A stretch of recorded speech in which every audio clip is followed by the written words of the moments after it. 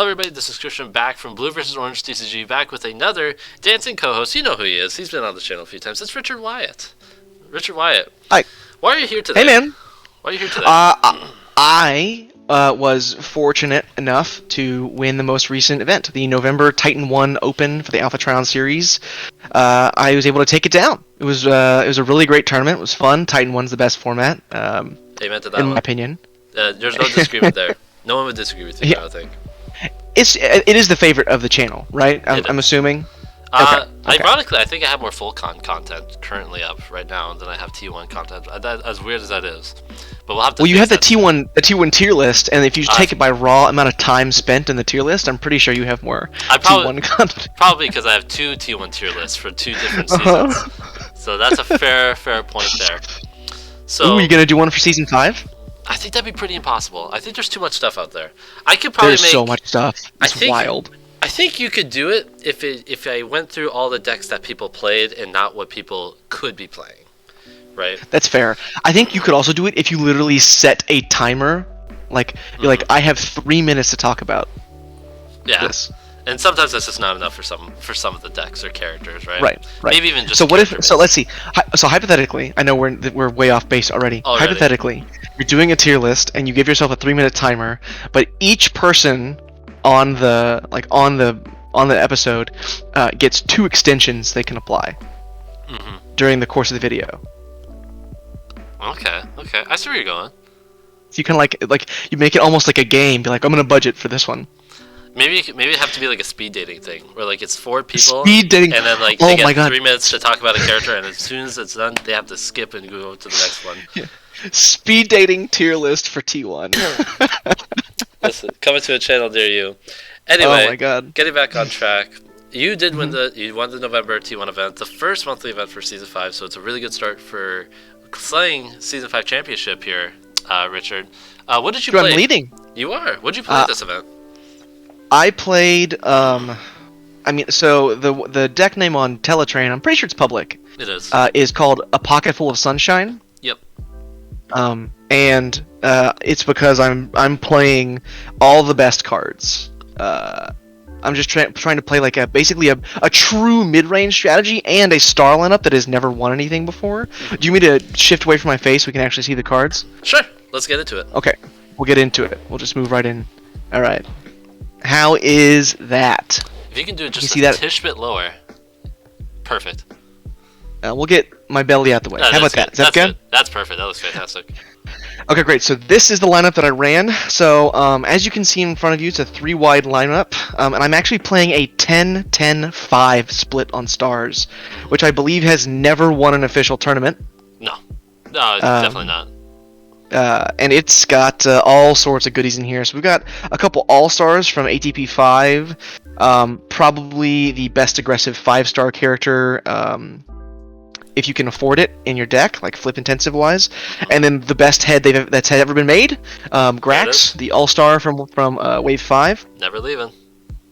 So the marquee part of this deck is that this was not the way I tested the lineup leading into the tournament. I actually tested the lineup with these 2 guys, and Legend Mode Megatron, who becomes Galvatron, who ended up being my sideboard character.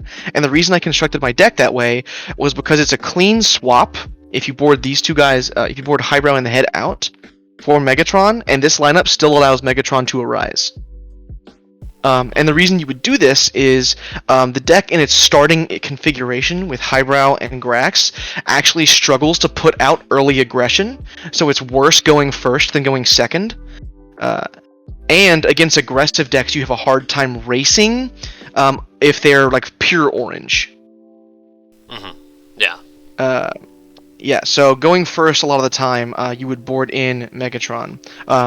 It also matters if you're playing against like a big boy blue deck that has like 1 gigantic middle guy and then 2 little numbskulls on the side. Typically, Megatron is better against those strategies because when he arises, he goes and grabs you a Matrix from your sideboard and just gives you an 8 Pierce across your team. Yeah.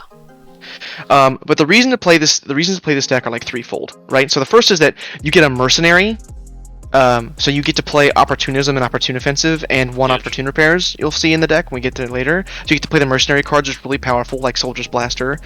And then there's an interaction with Highbrow in his body mode, where he says if one of your cards would have you reveal a card from the top of your deck, you reveal that many +1 instead. And Double Dealer, when he flips to Alt 1 mode from another mode, reveals the top card of your deck. And if your opponent has somebody in Legend mode, you actually get to play it when you flip to this mode. But if you don't want to play it, or if there's no enemy in Legend mode, you just put it in your hand. The way it works with Highbrow is if your opponent has a Legend mode character, Highbrow's in body mode, and you flip Double Dealer back to Alt 1, you can actually play the top 2 cards of your deck. That's pretty good. Double filled come off a flip is kind of nuts. It's kind of nuts, and it's optional, right? Like, you don't have to play them, you can stock them in your hand if they're bad. And there's even more shenanigans around that, which we'll see later, but conversion engine shenanigans, which allow you to flip outside your normal window. But even without an enemy in Legend mode, just this flipping to this mode and getting to see 2 cards to add to your hand means you're you're high on resources the whole game, basically. Highbrow really took this event by storm, honestly. And then the last one is that Scourge helping you into the big guys is pretty good. Just the flip to move a damage is actually quite beneficial, and even if it just draws like 1 or 2 cards and gets in for like 3 damage over the course of a game, like he's great. Like that's a very, very positive interaction. And Scourge helps you pick up Knack because he's got the specialist trait. Yeah. So that's also important. So that's why I played this, and that's why I played Megatron as my sideboard character to board in for more aggression and be better going first. We'll move on to the battle cards now. You want to start with actions or upgrades? Whichever you think is most interesting to start with. Let's start with actions. I've got my actions divided into 3 segments. I've got pump spells, secret actions, and then what I call my knack package. So the pump spells, there are 9 pump spells, 3 each of Master of Metallicato and Opportune Offensive. This is probably the best card in my deck, is Opportune Offensive. You're insanely good at playing it. Your damage output is just extremely high because you're a true mixed deck, but you're capable of putting like big attack numbers and high pierce numbers out there. And then additionally, you're playing a Belligerence, a Show of Mastery, and a Valiant Effort. Now you'll notice something is that Valiant Effort on my starting lineup really only works on Double Dealer because he's a leader. But after Sideboard, Valiant Effort gets better because Megatron is a leader in both modes as well. And the reason that you're playing Valiant Effort is because between all of these cards, you have a pump spell of every pip color that isn't green. Yeah, that's really big. So what that means is when you knack with a full scrap pile, you basically always get a pump spell. You always have access to a pump spell no matter what you flip. So you're kind of reducing. You're not really reducing, but you're functionally reducing the variance from knack. And you also notice this Show of Mastery probably shouldn't have been in my main deck. It's not really. You can't do the draw 2 ever from it until you sideboard into Galvatron or Legend Mode Megatron. So it's just an orange +2, which I've played plenty of times. But it's just rarely the most efficient thing to be doing, and probably should have been a second Belligerence. It's nice that it can go on Double Dealer versus like Opportune Offensive, which can't if he's their last character. Yeah. Like that's a sad thing to see. Right. So you have these which can go on Double Dealer, right? You have these which can go on Scourge, and these which can go on Highbrow. Because Highbrow has a Decepticon head, he's a Decepticon as well, so Opportune Offensive works. So that's the pump spells. And then next will be, so we have 9 pump spells, 2-3 of them, and then kind of a little selection package there. And then we've got Secret Action Suite. So we've got, the singletons are probably going to be the most surprising part about this. So, you have 1 End Hostilities, 1 Sabotage Armaments, 2 Downfall Protocol, 2 Withdrawal Protocol, and 2 Despite Any Difficulty. Now you're probably looking at this first thing and going, wow, that's a lot of secret actions for what is supposedly an aggressive deck. Yeah. And the truth is, right, so this is 8 secret actions, we have 9 pump spells, right? So, I talked about this deck being a mid-range deck. That means you can kind of play any role, and on top of that, a Double Dealer has this ability in his bot mode that when you attack to KO an enemy, you get to play a secret action from your scrap pile. So having a diverse suite of them is actually insanely good, on top of the fact that you also have access to knack in your deck. So you really just have like full control over what you're playing, and it lets you really do the mid-range thing, because you can play a pump spell to make sure that he gets in to KO somebody, and then with the bounty trigger, then you can play defensive out of your scrap pile. Yeah. So it lets you kind of be on both offense and defense at the same time, which is an insanely powerful modality to have. The protocols are just really solid, right? They kind of answer different things. Despite any difficulty is really bad in this deck, and I would not play 2 copies going forward. Really? I would absolutely cut this. So one of the things, I think my deck list is 44 cards, which is way too many cards. It's a lot of cards. Yeah, more but than the which first, says something. I know. This, despite any difficulty, would absolutely get cut going forward. So there would be 7 secret actions.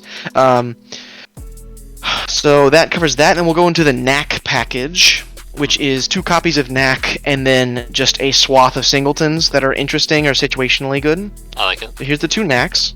Look how beautiful they are. Yep. And then I've got an Opportune Repairs as a singleton, a Will of the Protocols, a Catch Off Guard, and a Magnetic Dysfunction Ray. Okay. Yeah, so knack is really good. Post board, if you ever bring in Megatron, all of your characters can pick it up, which is really, really solid. And then pre-board, most of your characters can pick it up except for Highbrow or Grax when he pops out. Still good enough to play. I did flip this with Highbrow a lot of the times, though. I'll say it was frustrating every time. Yeah. But Will of the Protocols is a refill. It's just nice to have access to. You have a lot of inherent card advantage by the nature of which characters you're playing, but having access to one when blue is one of the main colors of your deck, this is probably the best pep talk of all time. But be able to knack this back and then kind of just like go up on cards if you're taking off a turn is really, really solid. Well, it's often also a draw 3 with Highbrow because you can reveal 5. And yes, it's rare that's for you right. to not take 3. Right. Or you get the 2 best cards in the pile. Right. That's fair. Like often you'll get the 2 best cards or the 3 worst cards. And so that's typically like really good enough to just like advance your game plan somewhat. Yeah. Catch Off Guard was actually an inclusion that was not in my original testing lists, but something that I brought in after talking to you and showing you my original deck list, where you told me you have to have more removal than you're playing in your current deck list. So Catch Off Guard was one of the cards that went in there. I'm playing Magray. I was always playing a singleton Magray. I wasn't sure if the format was going to be Autobot heavy or not. But having access to this with knack, I thought was really solid. And I was a little wary of playing more than that because I do have an Autobot on my starting team.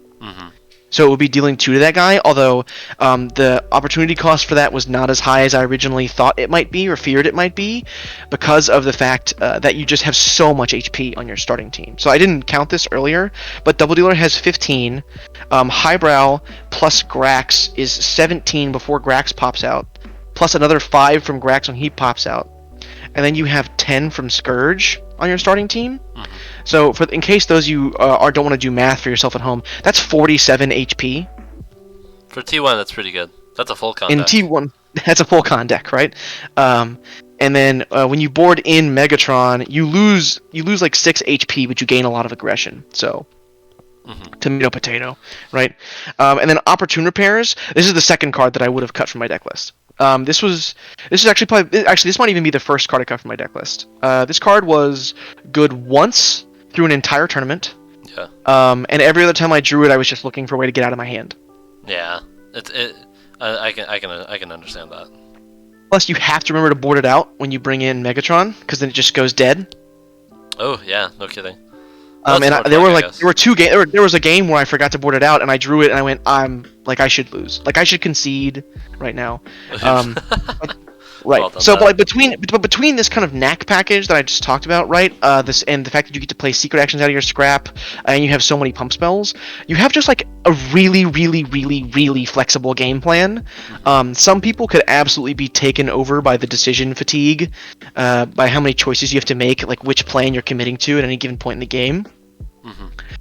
But if the options for you to be in most games is there, not every game, but most games. And that's, I think, really awesome.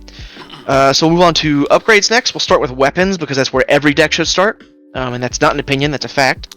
True. So here's the singleton weapons there. And then we've got a couple Doubletons, and that is the technical term for it. Doubletons. Trademarked. Trademark, yeah.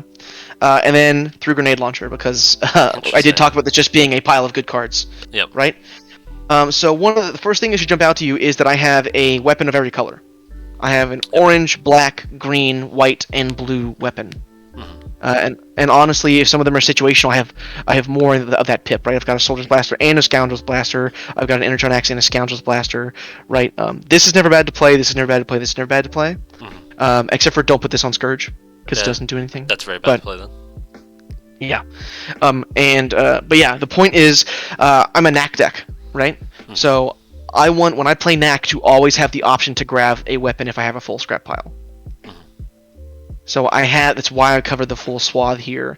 Additionally, I talked about like being able to play multiple game plans, right? So if you look here, we're looking at raw numbers. We have these guys here. You're looking at Pierce and kind of the piddly damage game plan. You have these here, and then you have Energon Axe, which kind of walks the line between the two in terms of like your approach to getting damage on your opponent's characters. So you're also playing a ton of weapons, right? You should be playing a lot of weapons if you're trying to push damage, but you're playing a ton of weapons here. And Sturdy Javelin gives you some added utility throughout all of this because of the fact that it kind of functions as, because it's direct damage, right? Between Magray moving damage from Scourge and Sturdy Javelin and the Valiant effort, you actually have more direct damage than you would think, looking at the action spread. Alright, moving on. We're going to Armors next. It's a very short coverage. We've got 1 Bashing Shield and 2 Force Fields. White is our lowest number of upgrades. And also you want to kind of play white pips and able to try and help out Scourge, draw cards in that mode. But additionally, because you're a mixed deck, Force Field actually becomes even better. Since your defensive flips are kind of variable. Yeah. Having Force Field as an insurance policy is really strong. And because your characters have so much health, Force Field looks really intimidating to your opponent across the table. Did you ever feel like your Force Fields actually followed through more often than they were either bashed or reflected off of you, or would you say that? Absolutely. Oh, really? Interesting. I would say that my Force Fields lasted when I needed them a lot, and the reason that I was able to do that is because my deck is so geared towards playing a long game. That I was very happy to even take turns off early in the game to play one out. For sure. Because playing one out will elicit my opponent's single Bashing Shield they're playing, or their single Reflector Cell they're playing, right? Which will result in a turn of non-aggression for them, so they're kind of taking a turn off unless they want to spend a pump spell and an upgrade. I draw a ton of cards. I play cards from my scrap pile. I'm probably going to see another Force Field over the course of the game. And it will probably matter, because my characters have naturally high health, decently high defenses, and then I have a good smattering of blues in my deck. Interesting. So, that's what you're playing the armors for. And that's literally, there's 3 armors, it's almost none, which is hilarious. And then, probably the most surprisingly large section here is utilities. We have an absolute ton of utilities. 5, we have 8. 8 utilities is a lot of utilities, man. Now, Reflector Cell doesn't really count, right? Because if you wanted to, this is kind of also an armor, half an armor. Would you say that Would you say the Reflector Cells are also the reason why you didn't play something like Guardian Shell as well? Because they just did so much double duty for your deck. Yes.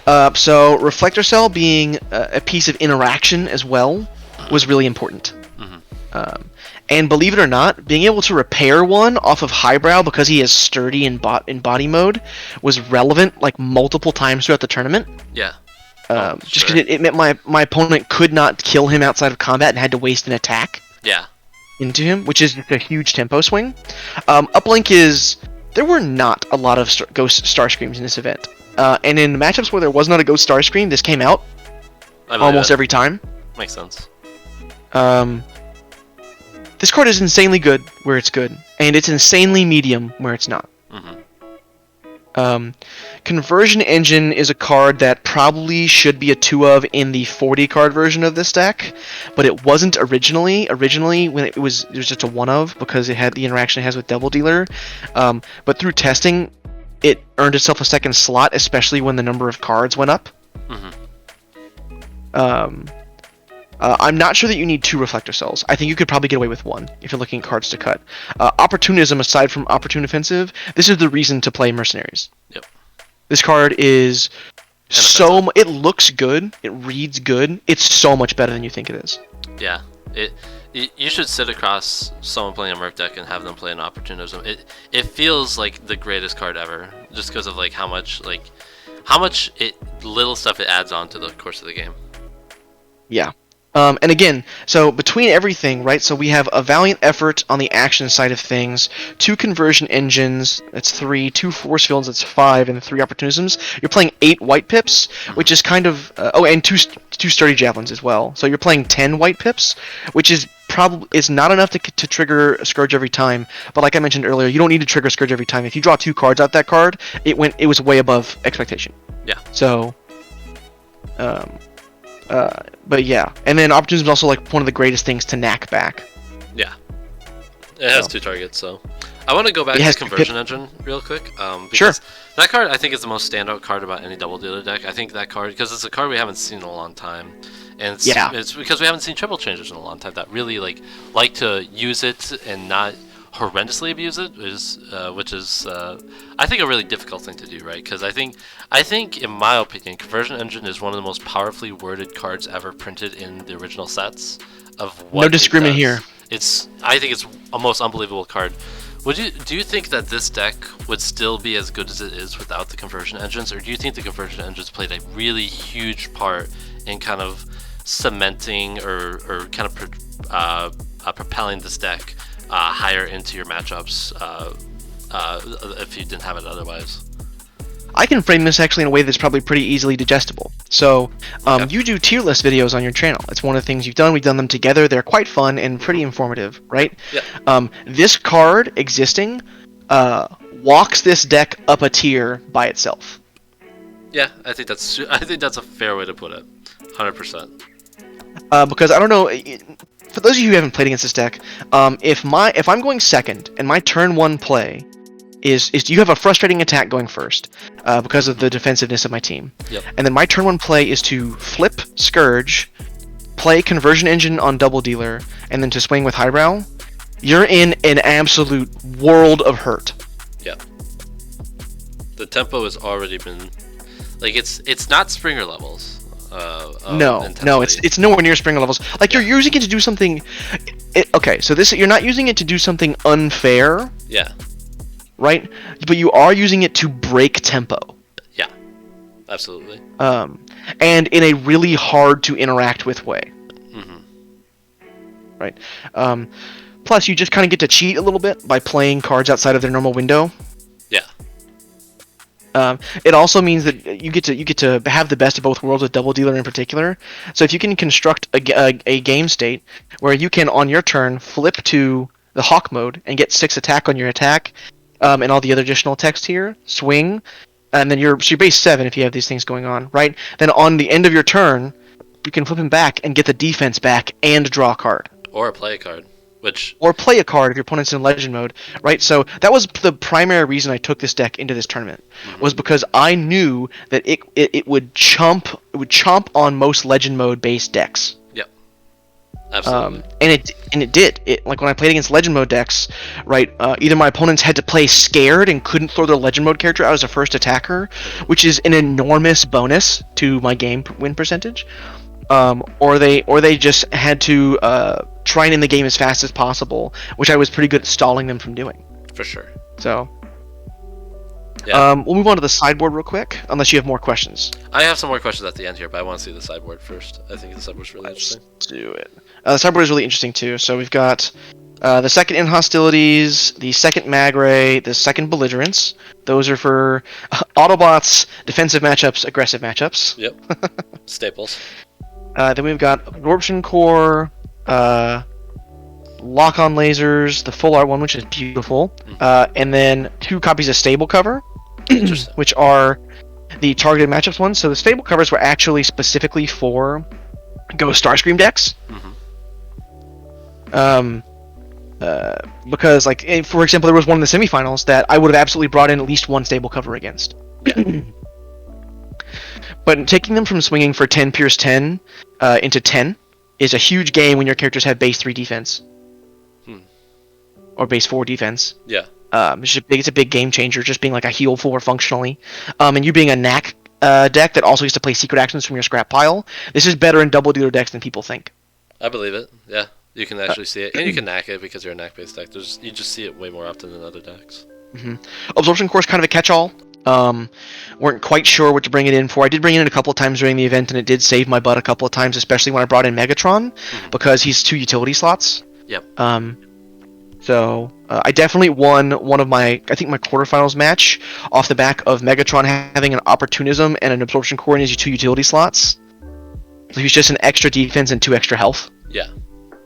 And then Lock on Lasers for anti-combiner shenanigans. And then we have what I call the Legend Mode Megatron package. Sure. Which is the Matrix of Leadership in the sideboard and 2 copies of Valiant Effort. So these are second and third copies of Valiant Effort, right? Which I mentioned is more targets when you board in Megatron. So when you board in Megatron, the first thing you're going to do is make room for copies of Valiant Effort, because both Double Dealer and Megatron, in both modes, turn on both halves of this card by themselves. Yeah. Which is really, really, really good. And then Matrix of Leadership, you never board this in, right? But Megatron, when he arises into Galvatron, grabs it from your sideboard. So you're really playing with a 9-card sideboard, but you're playing with a really effective 9-card sideboard. Yep. Right? And if you look at the cards that are out here, it's a lot of just it's some situational stuff and then some of the most efficient cards in the game. Which is, I think if you look at what the rest of the deck construction is, largely mirrors that. I think it's some situational cards, some utility cards to kind of pad what is otherwise just a shell of really good stuff. I see. It just rounds out your matchups. Yeah. Exactly. Right. But there's 2 things that would absolutely make this deck have to change completely. A knack ban or a conversion engine ban. Yeah, for sure. And I'm not saying that either of those things shouldn't happen, but I'm just letting you know, if you see either of those things happen, it has to change entirely, right? So if you lose knack, you can't be this mixed. Yeah. Right. And you're not going to play anywhere near as many one-ofs. And you might even consider playing different characters. Yeah. And if you lose conversion engine, Double Dealer will still be very good. Yeah. But you will rarely feel like you'll be able to pull ahead in the early game. Right, so the deck does a good job, no matter, even without conversion engine, pulling ahead in the late game. But without conversion engine, you're gonna have a hard time pulling ahead in the early game. Yeah, I agree. Did you have more questions, Christian? I do. So over the course of the event, so there's a couple of questions I had. Excuse me. One, how many matchups would you say were against Legend Mode characters over the course of Swiss in your top 8 in your quarterfinals or whatever? And the matchups that you didn't play against Legend Mode characters, how drastic did those matchups feel for you? Okay, well I'll give you the perfect example. So my round 2 was against Dinobots, which has no Legend Mode characters in it, and I felt as though it was unwinnable. Sure. I could not compete in terms of efficiency through combat. And to be honest with you, he didn't even run out of cards really, right? I did not win a game. And I didn't feel like I was going to win a game. It was a very polarized matchup. Now there's an argument that you could fix that, with some deck building changes, and I'm not quite sure whether Highbrow or Megatron is better in that slot, in that middle character slot, in that matchup. But the truth is, Double Dealer felt really bad in that matchup. Which makes sense. He felt super underpowered. Valiant Effort wasn't good because of the way that they heal from pings. And then I also played against, I want to say I played against one other in the Swiss that was not a Legend Mode matchup. But I want to say that I beat it because I was just able to be the aggressive guy. I drew a bunch of pump spells. Was this against and the pump spells, Alpha Trion? Oh yeah, I mean I played against Alpha Trion in my semifinals match. Oh yes, I guess I played against Alpha Trion in Swiss and in top 8. So I played against my 8 matches. 5 of them were against Legend Mode decks, and 3 of them were not. Okay. Interesting. And I went 2-1 in my non-Legend Mode matchups. because I beat the Alpha Trion deck 2 different times. The second time was much closer. I think Stefan played our top 8 match really, really well. Yeah. And I had a couple too few many answers in my hand. I also got taken by surprise when he boarded into the 2 tall. I wasn't expecting that. It was a lot of damage coming out. I did. I remember seeing the 2 tall with Snapdragon. It was pretty intense. It was awesome. It was the coolest thing that happened all tournament, if you ask me. Was Stefan doing that? I guess the Dinobots matchup felt unwinnable, largely, the way that I have the deck constructed now. That deck plays Knack incredibly well. It does, because you have another 3 characters that can play it with the new Grimlock, Sledge, and Swoop, who are both specialists. And you have that star card that's white, orange, blue. Oh, yeah. Lets you attack untapped guys, so being able to Knack for that is insanely good. Yep. I got hit by that in my round 1. I played against that in round 1. It hurt a lot. Yeah. I wasn't looking forward to Seekers either. It didn't get paired against it, but I wasn't looking forward to it. I think that the way that I changed my starting lineup disadvantaged me in the matchup. I think so. I think that I was likely to lose game 1, and then likely to win game 2, and game 3 would be a complete toss-up. Probably would depend on how the Seeker player would board and how their first starting lineup would end up being. Because it's interesting, because both decks play from the scrap in different ways really well. Which I think is really interesting for that matchup. Yeah. The last non-Legend mode matchup I was really not looking forward to. I was hoping no one brought Aerial Boss to this event. Ooh, yeah. Because they would have smashed me. That would have been a tough matchup, I think. Although you are pretty pierce heavy if you had enough opportune offensives. Or seeing right, but they get to play stable covers, right? Like they actually are up cards on me. They have more inherent pierce than me, and they have a ton of direct damage, which this deck super dies to. Yeah, for sure. And you just don't get the extra benefits from your double dealer. Right, you don't get the extra benefits from double dealer, so he's an understated guy, or like barely understated guy is maybe a better way to phrase it. Cardio doesn't really matter. Right, like you have to get extremely lucky. Which is why I had to respect it with a lock on lasers in my sideboard. And I'm not playing any anti-direct damage in my main deck either. I don't have Absorption Core in my main deck or Hollow Matter, so that would have been a really bad matchup. But the Legend mode decks, I think that generally, especially the ones that are somewhat aggressive, you're just like super favored against because they fall off and you don't. Yeah, you can outgrind them when they can't. Absolutely. Yeah, like you're gonna play 2 cards. Or more per turn every turn for the whole game, and the aggressive Legend mode decks against you are going to play 2 cards per turn for the first 4 turns, and then probably 1 per turn, or have to take turns off afterward. And when they take turns off, you win. Yeah, that's as simple as that, really. Because as someone who plays a lot of aggro decks, that's how it often feels. But that's the thing you play when you play with aggro decks as well. Yeah, I mean, like, I played aggro decks as well, too, right? Like, I try to design aggro decks that take as few turns off as possible. Like the Orion Pax ORP deck, right? Where you just, like, naturally drew, like, 4 cards a lot during the game. But yeah, is there anything else? I know you said you had some questions, not just one, but... I do. So at the time of recording this, there was recently, and this is actually a great time that we're recording this now, there was recently a change to the December 18th Toys for Tots event format from Junkion to Titan 1. So now this deck list is now a very relevant deck list as well for people to look into, as well as the rest of the top 8 from this event to look into for that event. Because to also just to give a shout out to, again, that prize, first place prize, is probably the sweetest prize that they've ever done. ATP's done so far, I think, where you actually get to commission whatever character you'd like, and it could eventually be added to the game. Paraphrasing, if you want to correct me on that one, Richard. But that's essentially what it is. And I think there's a whole lot. Taiwan is still incredibly wide open, right? Like if you look at the deck, oh my gosh, yes. both this event and the last one-day event, I think, and you and Dan talked about it in your podcast. There's like two or three decks that were the same, yet they had different shaped battle decks as well. Everything else looked different. There was hardly any repeat deck lists in the top 8. In this top 8, there was no deck list that was the same. There was no repeat the deck list, which is 8 different. insane.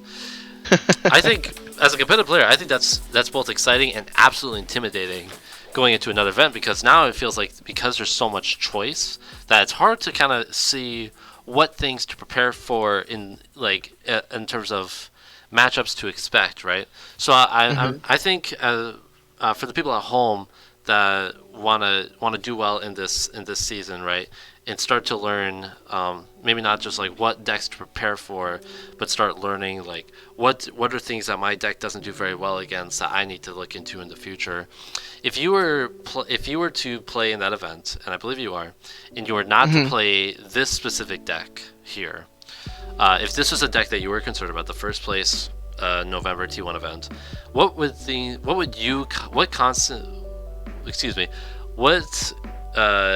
intentional decisions would you make in choosing a deck or building in your main deck or sideboard to combat this specific deck, right? The large, super healthy, anti-legend mode character deck, essentially. I'd look at all the available strategies to me that weren't legend mode strategies, right? Wreckers, Seekers, Alpha Trion, Dinobots, Insecticons. Yeah. Yeah, I would look at all of those things and see how they look. I think those are really solid. I also think that I would do my best, if I thought I had time to try it, to find the best Rung deck. Ooh, yeah. That's a really unexplored character so far, is Rung. Yes, he is, and Rung is insanely good. Yeah. And he's also, like, in a world where people are playing Nax, where they're playing off the top of their deck with DoubleDealer, right? Where they're playing with Field Com or anything like that, Rung is so good. He's also insanely good into Go Starscream because of the kind of built-in Gyroblaster effect. Yeah, that hurts Starscream a whole lot. And it also hurts Hot Rod. Yeah. Ooh, it really hurts Hot Rod. Yeah, I'm just saying I think Rung is incredibly well positioned, and I would look to explore him. That's so interesting. And it's probably one of the best Battlemaster weapons ever printed. Without, I think you could argue that it's probably the best one, maybe behind Fire Drive weapon. Yeah. Yeah, and they're kind of different. They're different shakes too. Like they go the same route, but they branch off a little bit, and with the different strategies saying what you want to play them in. Yeah, that's a good way to look at it for sure. I think I would look at that. If you're looking for existing decks because you don't think you can discover something, I think there's some really good choices. I still think this deck is a good choice, but I would cut a Despite Any Difficulty, an Opportune Repairs, and a Reflector Cell. Yep. From the list that is as it exists. And I maybe even would cut the Show of Mastery as well. There's an argument I would cut the Show of Mastery, be down to 40 cards, but. And then I think that the Ghost Scream deck that Dan piloted to a top 4 finish looks really good. I think the the deck Jason took into the finals looks really good. The kind of the Christian Sea Spray Rodimus Impactor special. I think that deck looks awesome. Deck's really good. And I really liked his sideboard too of DoubleDealer. I think DoubleDealer is a great sideboard character for that deck. I think you have to build a little bit more with that in mind, like you to put like opportunisms in there and stuff like that. But I think you have to practice it too. It's a very different way to play. I agree. Out the Hot Rod. It's very different. I totally agree. Yeah, I really appreciate because we watched it. Well, you played in that match. I watched it. I really appreciate that Jason actually went for it. Because me and him were theory crafting this deck before the event, and we were talking about sideboard characters. Because the original one was Wheeljack, the ATP-3 Wheeljack, and sure. And we were like, we wanted something for the DoubleDealer matchup because it is just really rough to go into, especially if it's a blue DoubleDealer list. And I think the most interesting choice was DoubleDealer to turn it into a mirror match, right? And I think it's something you definitely have to practice for, right? Because if you're not, because I think if you just go straight into DoubleDealer, the hardest thing I think for that going into the mirror match is they're already the better DoubleDealer deck because they're already main deck prepared for it. So I think you have to add some extra spice, right? Some things that may come out of left field in your sideboard. It's a great example, right? So like I built my sideboard with respect to my sideboard character, right? Like these cards are in there as a 3-card package to go with my sideboard character. right? And I was happily willing to play 7 other cards and that be the rest of my sideboard. Yeah. Right, so I think if you can find a sideboard character that increases your points in a lot of in several problematic matchups, and they cost you less than half your sideboard card slots, you should consider that strategy. Yeah, that's a good right. call. So like, even if Galvatron actually cost me 4 cards as a package, or even 5 cards as a package, I think I would still consider this, because I think he helps me in enough matchups. It's also another thing that's interesting. So I've always talked about this. Sideboarding is a really hard thing to get used to in the game. I think if you dedicate your sideboard to 1 to 2 packages, it makes your sideboarding decisions a whole lot easier, because you're not having to look at 10 cards to potentially add. You're looking at 7 to 5, because if you're not boarding into a character, you don't even have to worry about those, which makes sideboarding even easier for you. That's totally true. Which is something that I've never done about till now, actually. Yeah, like being able to like so in I come from a Magic background, and in Magic it was like very common for people to write sideboard plans. Yep. Right, for them to be like, I expect these 9 matchups, and so before the tournament, what I'm going to do is I'm going to sit down and talk about player draw, what's coming in, what's coming out. I'm going to write those down on a piece of paper and use that for myself for the tournament, and that will help me govern. That will cut down my decision fatigue. I won't forget important things in the matchup that way, and I get to test theories about what's important in games that way. Yeah. So, don't design 40 card decks. Design 50 card decks with your sideboard in mind. Yep. Absolutely. All right. Well, I think that was the last question I had, Richard. Thank you so much for coming along for another deck profile, and again, congratulations on taking down this win. I think the deck is super cool. I love it. It's a deck that we've never really seen. Like it has essences of other decks before in previous like formats of like this very, very mixed pip. Like because what's interesting is like this is a beyond mixed pip deck. It's not just orange and blue. Yeah. It's orange, blue, and black, and then you want a lot of whites. It's white there too. As well. It's white. It doesn't have a lot. It doesn't have a lot of greens, ironically. Like that's like it's the weird thing about it. Like you have a Bashing Shield, a Spy Satellite uplink, you have a Soldier's Blaster, Scoundrels, and a Scoundrel's Blaster, and that legitimately might be it. And like that might two Nax. Oh, and the Nax, yeah. So it's 6 greens, which is pretty low for a deck like yours. Not to mention I'm 44 cards, so I'm 6 greens and 44. Which, by the way, I want to say, it is objectively wrong to play a 44 card deck. In this instance, for this deck. Also, I just wanted to apologize for proving that despite the fact that Highbrow discounts Autobot heads, Grax is still the best head on him. So, if you need to, sometimes you just have to prove it, right? Even when you're a designer in your own stuff, right? Which is a respectful thing, in my opinion. Grax is just so offensively powerful. He's just powerful. It's just obnoxious. Well, thank you so much for having me on, Christian. I don't mean to take up more time, and looks like we're coming up on our hard stop anyway. Yep. But thanks y'all for staying for the video this long, and I hope you learned something. Absolutely. Everyone have a great day. Thank you so much for watching. Take care, everyone. See ya. Peace.